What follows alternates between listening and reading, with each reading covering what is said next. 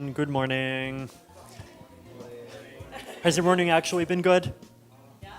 Okay, great. So since your morning is good, let's talk about building stuff.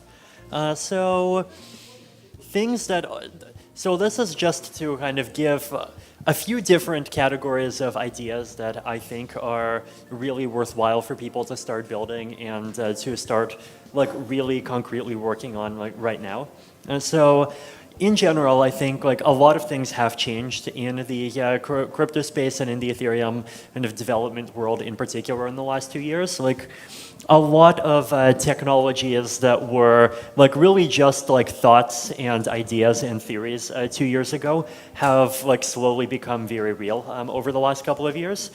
And in a few places recently, I've talked about what some of those changes are, right? One is the fact that, we have rollups, we have scaling, things are getting cheaper again. So a lot of applications are just much more economically viable than they were 1 or 2 years ago.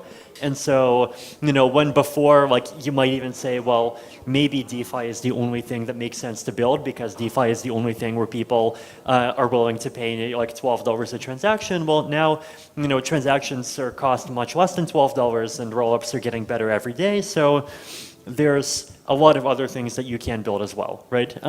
Another really big and really important thing that's been happening over the last 5 years is the growth of zero-knowledge technology, right? So, I actually think that ZK snarks might be almost or even equally as important to the kind of privacy, openness, freedom, kind of alternative decentralized web tech movement as blockchains are. They're actually extremely powerful tools. They're extremely effective at giving us privacy, giving us scalability, and at the same time preserving security, which is a similar thing to what blockchains are trying to do, right? And in some ways, zero-knowledge proofs and blockchains are actually very good complements for each other, right? Because blockchains give you a lot of security, but in exchange, they sacrifice privacy and they sacrifice scalability. ZK snarks give you back privacy and they can give you back scalability. So build ZK apps, right? Basically, I think we've now gotten to the point where the tools for building a lot of ZK snark applications are just getting better and better every year. The protocols are getting better and better. Our ability to prove things, make proofs that you can actually prove on a computer in a reasonable amount of time is getting better and better. I remember in 2016 when the first version of Zcash launched, it took more than 1 minute to generate a signature. And today, all of these applications, they can generate proofs in sometimes 3 seconds, sometimes less than 1 second, depending on what technology you're using. So build zero-knowledge applications. Zero-knowledge applications are, I think, great for both privacy and scalability, right? So here, I have this link to a blog post. If you just go to vitalik.ca or vitalik.eth.link, either one, and you just scroll down the list. I wrote this post about 1 or 2 months ago, or just talk about some of the ways that you can use zero-knowledge proofs to actually build many kinds of applications that preserve privacy. And there's also a lot of applications of zero-knowledge proofs for scalability, right? So ZK rollups are a great example, and there's a bunch of teams building ZK rollups for the EVM, which I think is great. Privacy, I think, is still a bit less explored than scalability, actually. So just some interesting examples of privacy-preserving applications that might make sense to work on. Privacy preserving proof of humanity or privacy preserving proof of Pope. Basically, in Ethereum, we're starting to have more and more of these protocols where they're basically issuing some kind of attestation to at different specific addresses to say something about the person who controls that address, right? So the proof of humanity protocol, for example, it's a protocol where if you have to sign up and there's like a DAO that verifies submissions, and if it accepts you, then it basically says like this address corresponds to some unique human, right? So it's not a bot, it's not like one person having 5,000 accounts, it's like one specific person that has one account. And if you have proof of humanity as an ingredient, then like you can start building a lot more powerful applications. You have like a lot more room to decide like what kinds of things you'll be building, right? So for example, you could build an airdrop where instead of like doing an airdrop just based on how many coins does someone have, how many transactions has someone sent, you can like say I'm going to actually give like 15 coins to every single human, right? You could do like even NFT sales in a way that's more fair. You can do just create market mechanisms that try to be like more fair to individual people in some way. I'll talk about this later, but like there's also ways to make decentralized governance more fair if you try to like count humans instead of just counting coins. And privacy preserving proof of POAP. So POAP, the proof of attendance protocol, is a protocol that like basically lets you say this address belongs to someone who actually participated at some event, right? So like I went to a conference in Argentina last year and I got a POAP for it, right? So there is a POAP that got given out to everyone who visited this conference in Argentina. And so you don't just know that this person is a human, but you actually know like what kind of communities they're part of and like what a different how much have they participated in different kinds of communities, right? So you get more of this kind of information. Now, one of the big challenges with both of these protocols is privacy, right? Like you're basically revealing to anyone who can read the blockchain like who you are. And this is a big privacy risk. But at the same time, like I think there's a lot of really important things that we can gain from having these protocols. And so the challenge is like, how do we get the benefits without the costs, right? And zero-knowledge proofs could actually help a lot here, right? Like with zero-knowledge proofs, you could do something like prove that you are a unique human without revealing which human you are. You could prove that you have a POAP and that you attended like 5 events from a particular list without revealing like which events you specifically attended and without revealing like what your actual identity is. So a lot of interesting applications there. ZK negative reputation. So this is actually one of the sort of more advanced examples in this post that I wrote. Basically, the idea is to have a reputation system where you can make attestations that are not just positive but also negative. So you'll be able to prove things like, I participated in some decentralized social media platform and I made these posts that got upvoted, but I also did not get downvoted, or like I also did not get flagged for abuse. So you can do like all of these things, but at the same time also preserve people's privacy, right? Zero knowledge and NPC data marketplaces. This is interesting. Like I think a lot of people have been interested in this idea of like creating like more fair marketplaces for data, and yeah. There's applications of this in healthcare, there's applications of this in like a lot of different spaces, but there the problem is that like it's not just a blockchain problem, right? Because you are trying to solve a trust problem, but the trust problem you're trying to solve is not just the kind of trust problem that a blockchain solves. You're also trying to solve a problem of privacy, right? A problem of like, I want to give a little thing about, a little piece of data about myself, but I don't want to give more data than that. I mean, ideally, like you want to even give data that contributes to, like, say, someone's machine learning model without actually like giving them the data directly, right? And if you want to do those kinds of things, then you need a different kind of cryptography called multi-party computation. So combine zero-knowledge proofs and multi-party computation, try to create better data marketplaces. I mean, this is a very advanced topic, but I think like this is the frontier, and there's a lot of exciting things that you can build here. So those are just a few examples of things that you can build with zero-knowledge stuff.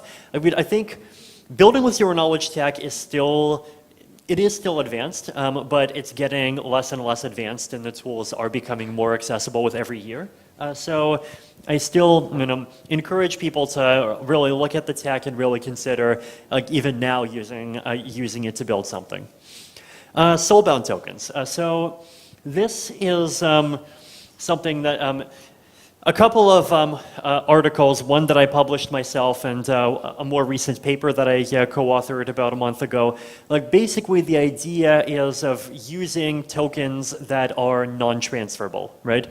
So the basic idea here is that like you want to have tokens that represent, like say, that you actually are a member of some community, that you actually like learn, like prove that you know something, that you have some experience, you proved that you completed some challenge. Like, you want to like prove different things about yourself, but you want to prove that like actually you were the one who did those things, and you did not just like buy a token from someone else for $50.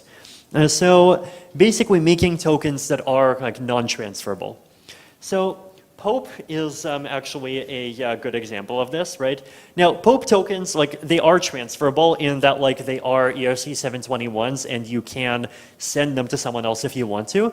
But like you can look on the blockchain and see, right? Like, has this Pope actually been transferred? And if you, like you can treat Popes that are still in their original address and Popes that have been transferred differently, right? And I'm basically expecting that these kinds of things are going to become used for a lot more different kinds of projects. And I think there are a lot of applications of this, right? So one that I mentioned is what we call soul drops. So like basically airdrops where in order to qualify for the airdrop, like you try to use some of this like on-chain information to actually figure out like who is in the community that you want to airdrop to, right?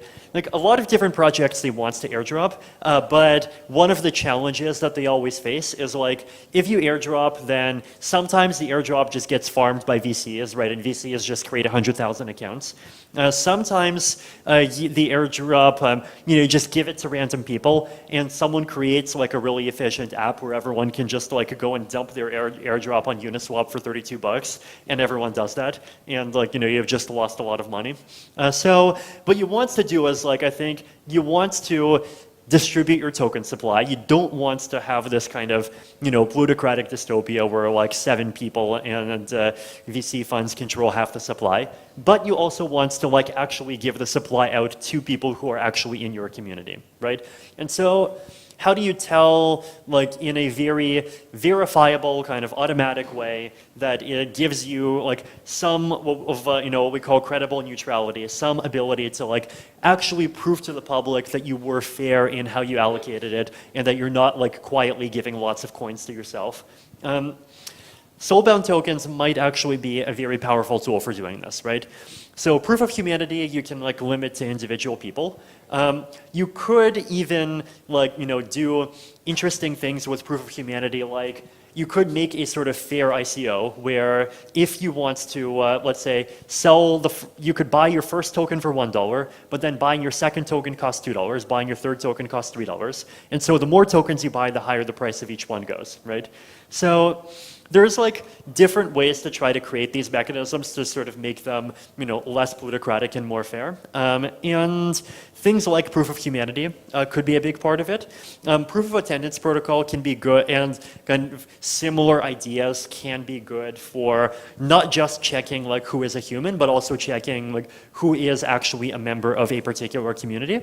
And I think there's a lot of like good ideas here, but there is a lot of room still to actually build the infrastructure to make it really easy to do these kinds of things. So I think this is like another challenge for developers, like try to actually build more of these tools. Another interesting one is in this concept of like soulbound token gated community forums, right? So like imagine a private chat where it's basically things that are said in the chat, they don't get automatically broadcasted to everyone, but they, it isn't like just a couple of people who decide who gets in and who gets kicked out. Instead, like say you have a DAO, and that DAO issues tokens, and even like based on some measurement of whether or not you're in a particular community, that determines whether or not you can get in. So this, I mean, obviously, like soulbound tokens and zero knowledge, I think like they're not separate, and there are really important synergies between them.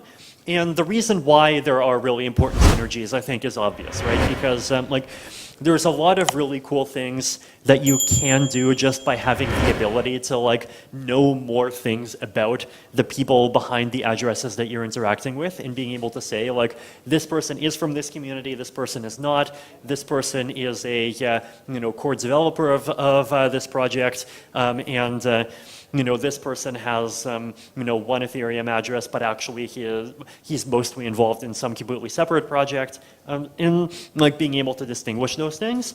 But the more you gain that ability, the more you're like breaking people's privacy, right? And zero knowledge is a great way to get some of that privacy back. A lot of interesting ideas here. Better public goods funding. This is something that I think we've been talking about for the last 2 years, right? Basically that like blockchain communities need ways to fund public goods. Public goods are important for everyone, but they're especially important in blockchain communities because blockchain communities are internet communities. They depend heavily on open source software, public documentation that gets written on the internet, people making translations, just all kinds of work that's completely done in the open, and it's extremely valuable, but there is not a good way to charge for it, right? So better ways of like funding it and of like actually using community pools of funds to support those things, and even to support public goods that go beyond the blockchain space, is something that I think is like really important to care about, right? Now, how can we do this? So quadratic funding is interesting. So the Gitcoin team has been doing these experiments for the last 2 years, these quadratic funding rounds. And at the beginning, it was like this thing where you had like a $25,000 matching pool, and basically nobody cared about it. But I think over time, we've seen it like really grow and balloon, and now it's this big, $5 million thing, and you have just these really big matching pools that happen every couple of months, which I think is amazing. But there is still like opportunities to improve quadratic funding and to try to make the mechanism better, make it more safe against attacks, make it more privacy preserving, and all of these things. So this is one part of the public goods problem. Another way to look at the public goods problem is to look at it from the perspective of like credit assignment, right? So let's say that someone invents some amazing new zero knowledge proof protocol. And this new zero knowledge proof protocol is like makes it, let's say, 10 times cheaper to scale Ethereum rollups and improve privacy, and it has some other magic amazing properties, right? Now, this is a public good. It's something that once you do it, it's in the open, it gets published, it benefits everyone. It doesn't even just benefit the Ethereum community. It benefits, every crypto community. It could even benefit like lots of mainstream, industrial applications, lots of government applications. It can make civil society more applications more secure. So it's a very public good. But one of the ways of like asking what the problem is to look at it from the problem of like, well, who should get credit, right? And the answer almost never is one person, right? Because it's easy to kind of tell who is like the last mile person who is responsible, right? Like who is the guy who actually publishes the thing.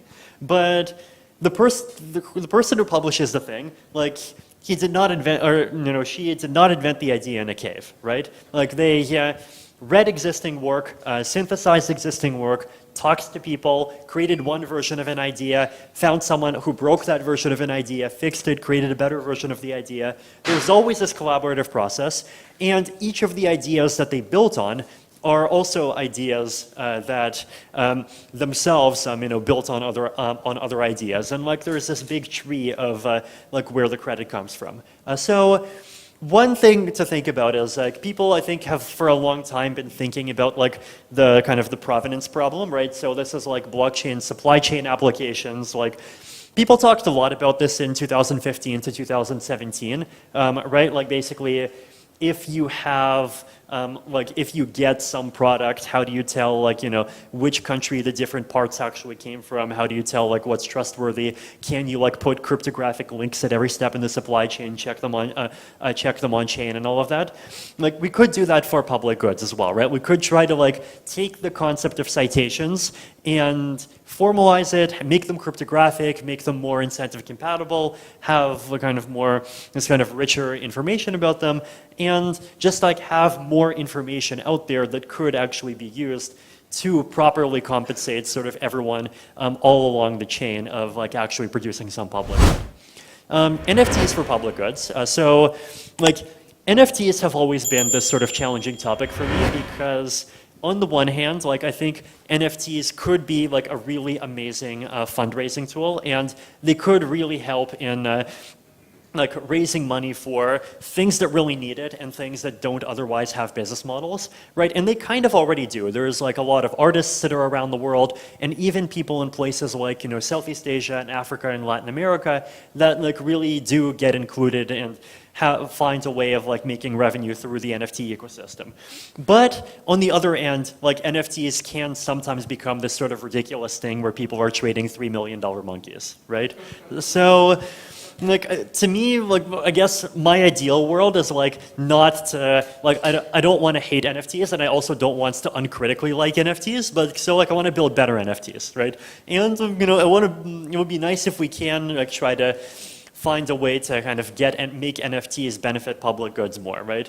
So if you produce some public good and then like find a way to kind of sell some NFT for it, and the public good, like it could be some scientific result, it could be a work of art, it could be a blog post, it could be an idea. Basically, find ways to kind of create an NFT ecosystem that people want to participate in, and where at the same time, like you actually ensure that the people who get the funding aren't just kind of like very flashy and famous people at the end of the chain, but try to actually make sure that sort of the entire, intellectual supply chain gets compensated well. So a lot of like, I think, interesting ideas to work on there. Better DAO governance. So I think DAOs are great and lots of people are doing DAOs, but at the same time, like DAOs have a lot of problems in governance. Like their governance is, in general, I think it's like either centralized or attackable. And like we see a lot of, sometimes some pretty scary attacks, right? Like I think very recently there was like a stable coin that got drained because someone bought up 51% of the supply of the tokens and made a governance operation to drain all the money, and did that in like a flash loan in a single transaction. And these kinds of things, like they happen because Coinbase-driven governance is like fundamentally broken, right? And I've written about this many times, so this is like, another post where I talk about this. And there are ways that you can improve it on the margin, but I think ultimately you need to have governance that is not coin-driven. So this is also where things like soul-bound tokens, things like proof of humanity, things like proof of community membership come in. Like we need to have governance that depends on things other than just, token ownership. And we need to like even get away from this idea that the purpose of a DAO is like fulfilling the will of the token holders, right? There are other stakeholders that matter too. So one of the directions to go is kind of non-coin driven governance platforms. And like, I've talked about like ideas for how to do this in a couple of places, but there's also the problem of like actually building DAO governance tools that use those ideas, right? Like today everyone forks Compound because there's just lots of really good tools that are like make DAOs easy to operate if you assume that your DAO is a coin voting DAO and it forks Compound. There aren't good tools if you want to build a DAO some other way. If you want to build a DAO some other way, you have to do things yourself, right? And it's like, in the last century, we had like nobody gets fired for buying IBM, and here it's like nobody gets fired for forking Compound, right? But I think more people should get fired for forking Compound, and more people should get rewarded for like actually trying something different. So, we have to actually build those tools and make it easier. Direction 2 is better communication platforms, right? Like governance isn't just about voting. Voting is the last step in governance. The steps that comes before is like, how do you actually create ideas, come to consensus on ideas, even like improve ideas over time and like get feedback even before the final vote happens, so that you actually can like better find an idea that makes, say, 90% of the community happy instead of just making 51% of the community happy. So better communication platforms. There definitely are projects that are trying to kind of do this decentralized governance communication thing. So, like Radical Exchange people, they talk a lot about Polis, right? It's this sort of platform for kind of finding ideas that different subcommunities can agree on. And Audrey Tong from Taiwan really likes it, and it gets used a lot there. So that's one good example. But you can look at that, but I think there's also room for like a lot more experiments here. But in general, I think like DAOs need better governance, DAOs need better communication. So lots of things to do here. So those are just a few ideas. There's plenty more ideas that you can try, but I think there's a lot of really interesting directions to work on. There's a lot of very exciting potential in this space that exists now that did not exist 2 years ago, but there's also still a lot of stuff that needs to be worked on. And I hope that people here can be a part of the solution.